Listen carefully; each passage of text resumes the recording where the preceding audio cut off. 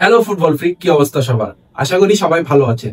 আজকের ভিডিওতে আমরা কথা বলবো পাওলো মালদিনিকে নিয়ে। পাওলো মালদিনি, যিনি কিনা বিশ্বের সেরা ডিফেন্ডার ছিল এক সময়, অর্থাৎ তাকে কিন্তু জেনারেশনের, আমাদের জেনারেশন বলুন কিংবা অল টাইম বললেও ভুল হবে না, তাকে কিন্তু অল টাইম ডিফেন্ডারদের গোট বলা হয়। সেই পাওলো মালদিনির জীবনের কিছু অজানা রহস্য আজকের ভিডিওতে আমরা জানবো, এবং ভিডিও শেষে আমি এটা বলবো যে কোন স্ট্রাইকারকে ফেস করতে তিনি সবচেয়ে বেশি ভয় করতেন এত বড় একজন ডিফেন্ডার হওয়া সত্ত্বেও। তো আসুন ভিডিওটি শুরু করি। তো দেখেন, পাওলো মালদিনি এমন একজন প্লেয়ার ছিলেন যিনি কিনা এসি মিলানের একজন যোদ্ধা ছিলেন। এই যোদ্ধা এসি মিলানের হয়ে কিন্তু 25টি বছর খেলে গিয়েছেন এবং 900-রও বেশি ম্যাচ খেলেছেন তিনি এসি মিলানের হয়ে, এবং তিনি এসি মিলানের হয়ে 60টি সিরিয়া টাইটেল এবং 5টি চ্যাম্পিয়ন্স লিগ জিতেছেন। রিয়াল মাদ্রিদের প্লেয়ার ব্যতীত কিন্তু এরকম 5টি চ্যাম্পিয়ন্স লিগ জিতেছেন এরকম প্লেয়ার কিন্তু খুব একটা নেই বললেই চলে। আর পাওলো মালদিনির বাবা, তিনিও কিন্তু একজন এই এসি মিলানের প্লেয়ার ছিলেন। শুধু প্লেয়ারই নয়, তিনিও কিন্তু তার ছেলের মতোই এসি মিলানের ক্যাপ্টেন ছিলেন এবং পরবর্তীতে কিন্তু তিনি এসি মিলানের কোচও হয়েছিলেন।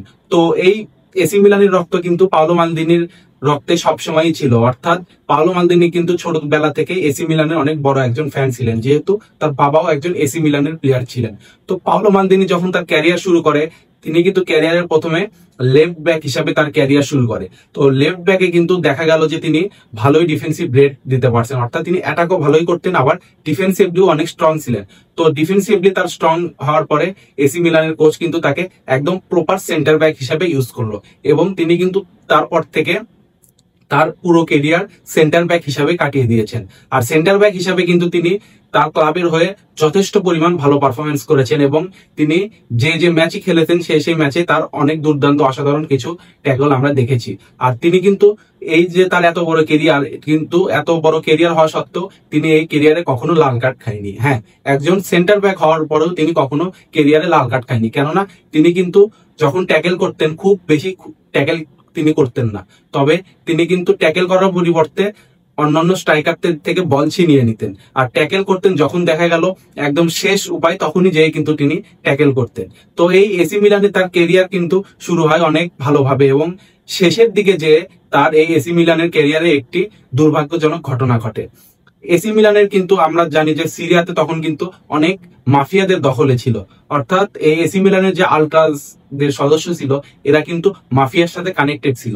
আর এই সকল বিষয় নিয়ে তিনি কিন্তু সমালোচনা করেন এসব আলট্রাস গ্রুপদের। তো এইসব আলট্রাস গ্রুপদের সমালোচনা করার ফলে তার যেদিন বিদায়ী ম্যাচ হয় সেদিনকে কিন্তু তিনি সেই আলট্রাসদের দ্বারা বু হন, অর্থাৎ তাকে কিন্তু দুধনি দেওয়া হয় এই এসি মিলানের সমর্থকেরই দ্বারা। তিনি কিন্তু এতে অনেক কষ্ট পান, কেননা তিনি 25 বছর যে ক্লাবে কাটালেন এবং সেই ক্লাবের হয়ে এত অসংখ্য ট্রফি জিতলেন, সেই ক্লাবের ফ্যানরাই যখন তাকে বু করলো সেটি কিন্তু তিনি তখন মেনে নিতে পারেননি। আর তিনি কিন্তু ডিফেন্ডার পরে একজন নেতাও ছিলেন মাঠেতে। তিনি এসি মিলানের ক্যাপ্টেন ছিলেন অনেকদিন, কিন্তু সেই আলট্রাসদের কথা মতে তিনি নাকি ক্যাপ্টেন হিসাবে খুব একজন ভালো ছিলেন না, দক্ষ ছিলেন না। কিন্তু আপনারা যদি দেখেন যে তার আন্ডারেই এতগুলো শিরোপা জেতে, তার ক্যাপ্টেন্সিতে এতগুলো শিরোপা জেতে এই এসি মিলান, তারপরেও এসব ফ্যানরা তাদেরকে দেখতে পারে না, কেননা তিনি সেই ফ্যানদের বিরুদ্ধে কথা বলেছিলেন। তো 2009 সালে যখন তিনি রিটায়ার্ড করে প্রফেশনাল ফুটবল থেকে, তখন সবাই ভেবেছিলেন যে তিনি হয়তো এসি মিলানের কোনো প্রশাসনিক বড় দায়িত্বে যাবেন। তো ঠিক তেমনই হয়, তিনি কিন্তু এসি মিলানের টেকনিক্যাল ডাইরেক্টর পদে নিযুক্ত হন, এবং তার তত্ত্বাবধানেই কিন্তু থিও হার্নান্দেজ, রাফায়েল লিয়াও এবং মাইকের মতো প্লেয়ারকে এই এসি মিলানে নিয়ে আসেন তিনি।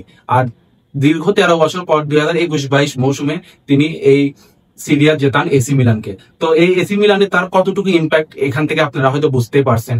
তবে আন্তর্জাতিক ক্যারিয়ার যদি আপনারা দেখেন, আন্তর্জাতিক ক্যারিয়ারে কিন্তু তিনি খুব একটা শাইন করতে পারেনি। হ্যাঁ, তিনি কিন্তু 2006 বিশ্বকাপ, যেটি ইটালি জেতে, সেই স্কোয়াডে ছিলেন না, এবং তিনি আন্তর্জাতিক 100-র উপরে ম্যাচ খেললেও তিনি আন্তর্জাতিক কোনো ম্যাচে গোল করতে পারেনি, তার গোল সংখ্যা ছিল 0। তবে ক্লাব লেভেলে যদি আপনি দেখেন তাহলে দেখবেন যে ক্লাব লেভেলে রক্ষণাবেক্ষণে তিনি যথেষ্ট পরিমাণ ভূমিকা পালন করেছে এসি মিলানের হয়ে।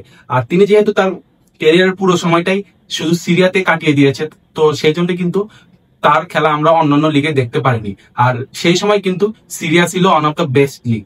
ওই সময় সিরিয়াতে খেলতো রোনালদিনহো, রোনালদো, জলাতান ইব্রাহিমোভিচ, কাকা, পিরলো, এরকম অনেক বড় বড় প্লেয়াররা কিন্তু ওই সময় এসি মিলান বলেন, জুভেন্টাস বলেন, ইন্টার মিলান বলেন, এরকম ক্লাবে খেলতো। অর্থাৎ ওই সময়কার সবচেয়ে দামি নামি প্লেয়ারের কিন্তু ইচ্ছা ছিল হয় সিরিয়াতে খেলা কিংবা সিরিয়ার কোনো ক্লাবের হয়ে খেলা। কিন্তু এই সময় যে এত স্টার ভরা টিম ছিল সিরিয়াতে, জুভেন্টাসের বলেন, এসি মিলানের বলেন, ইন্টার মিলানের বলেন, সেই সময় কিন্তু তিনি এতগুলো ট্রফি জিতেছেন। এবং একজন মানুষ হিসাবেও এই পাওলো মালদিনি অনেক ভালো একজন মানুষ ছিলেন এবং তিনি অনেক ডাউন টু আর্থ একজন পার্সন ছিলেন। তো তার এই বিদায়ের পর কিন্তু অনেক বড় বড় সেলিব্রিটিরা মন্তব্য করেছিল যে তুমি এরকম বিদায় কখনোই ডিজার্ভ করো না। রোনালদিনো, রোনালদো নাজারিও এরা সবাই কিন্তু এই একই কথা বলেছিল। তো আসলে এই মাফিয়াদের বিরুদ্ধে কথা বলতে যেয়ে কিন্তু তিনি এরকম বুট শিকার হন। আর তিনি সবসময় স্পষ্টবাদী কথা বলতেন, যা কথা বলতেন স্টেট কার্ড কথা বলতেন, যার ফলে অনেক আলট্রাস অর্থাৎ মাফিয়ার যারা সদস্য ছিল ওই সময় ইটালিয়ান মাফিয়া, তাদের কাছে কিন্তু তিনি খুব একটা পছন্দের ব্যক্তি ছিলেন না, যার ফলে তাকে কেরিয়ারের শেষ সময়ে এসে এসব দুধ্বনি শুনতে হয়েছিল। তবে তিনি অনেক ইন্টারভিউতে এটা নিয়ে কিন্তু অনেক দুঃখ প্রকাশ করেছেন।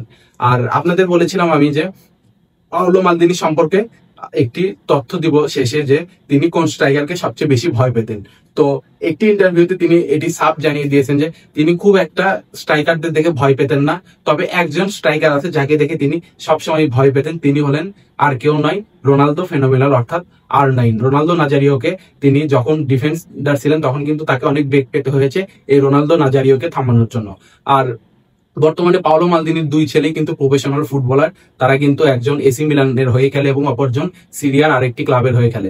তো আসলে ফুটবল কিন্তু তার পরিবারের ডিএনএ তে আছে, অর্থাৎ তার বাবাও ফুটবলার ছিলেন, তিনিও ফুটবলার, তার ছেলেও ফুটবলারই হয়েছেন। তো আপনাদের এই পাওলো মালদিনিকে কেমন লাগে এবং ইতিহাসের সেরা ডিফেন্ডারদের ভিতর পাওলো মালদিনিকে আপনি কত নম্বরে রাখবেন কমেন্টে অবশ্যই জানাবেন। আর ভিডিও ভালো লাগলে সাবস্ক্রাইব করে আমাদের পাশে থাকবেন। ধন্যবাদ।